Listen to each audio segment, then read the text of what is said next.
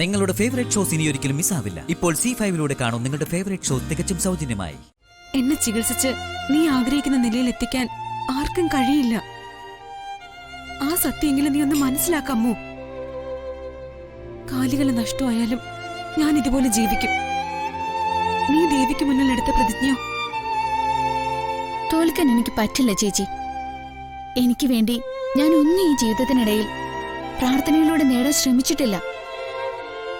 ചേച്ചിക്ക് വേണ്ടിയാ ഹൃദയം പൊട്ടി ഞാൻ ദേവിയോട് പ്രാർത്ഥിക്കുന്നത്.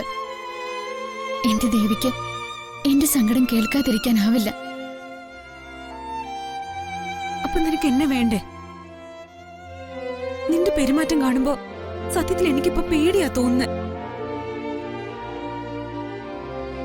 നീ എന്റെ കൂടെ ഉണ്ടെന്നുള്ള തോന്നല എന്നെ ജീവിക്കാൻ പ്രേരിപ്പിക്കുന്ന. ചേച്ചി തകർന്നു പോകുന്നതാ എനിക്ക് കാണാൻ കഴിയാത്തത്. ഒരു വാതിലടഞ്ഞ നമുക്ക് വേണ്ടി മറ്റൊരു വാതില് തുറക്കും. അത് നമ്മൾ പ്രതീക്ഷിച്ച വാതില് തന്നെ ആവണമെന്നില്ല. തോൽക്കാൻ തീരുമാനിച്ച എല്ലാ സാധ്യതകളും അവിടെ തീരും. എന്തു വന്നാലും ധൈര്യത്തോടെ നിന്നിട്ടുള്ള ചേച്ചി തളർന്നു പോവാതിരുന്നാ മതി. ഞാൻ എന്ത് മറുപടി അച്ഛ ഇവളോട് പറയേണ്ടത്? എന്നെക്കാൾ കൂടുതൽ ആപത്തിലേക്ക് ഇവള് പോകുന്ന. അവളുടെ പ്രതീക്ഷ ആ സിദ്ധിമുത്തിയ മോളെ. ഇനി ഞാൻ അവരുടെ മുന്നിലേക്ക് ചെന്നിട്ട് അവരും എന്നെ കൈവിട്ടാലോ?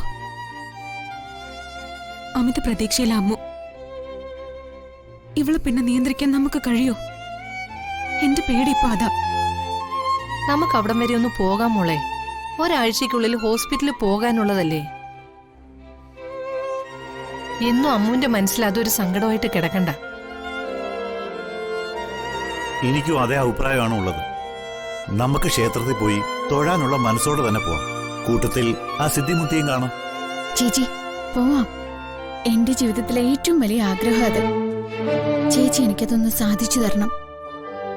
ആ മുത്തിയുടെ അഭിപ്രായം നീ ആഗ്രഹിക്കുന്ന പോലെ അല്ലെങ്കിൽ നീ കടുങ്ങയൊന്നും കാട്ടില്ലല്ലോ. അങ്ങനെയൊന്നും സംഭവിക്കില്ല ചേച്ചി.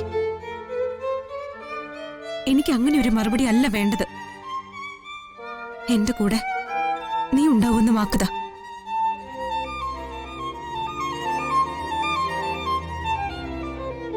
സത്യം ചെയ്ത് പറ, എങ്കിൽ ഞാൻ വരാം.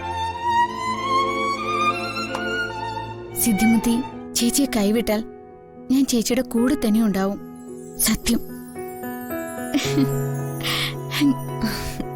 എങ്കിൽ ഇനി വൈകണ്ട, നമുക്ക് നാളെ തന്നെ പോവാം. സിദ്ധിമുത്തി നാട്ടിലുണ്ടെന്ന് ചന്ദ്രമാമിയെ വിളിച്ചപ്പോ എന്നോട് പറഞ്ഞിരുന്നു. പോകാൻ തീരുമാനിച്ച പിന്നെ ഒട്ടും വൈകരുത്. നമുക്കിനി സമയം കുറവാ.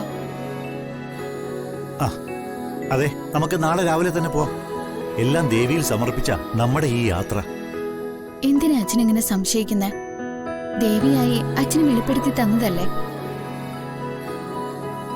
ചേച്ചി മനസ്സൊന്ന് ഉറപ്പിച്ചു നിർത്തിയാ മതി.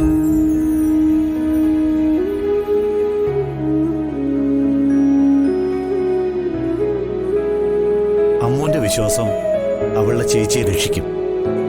എനിക്കെന്റെ മോളെ വിശ്വാസം.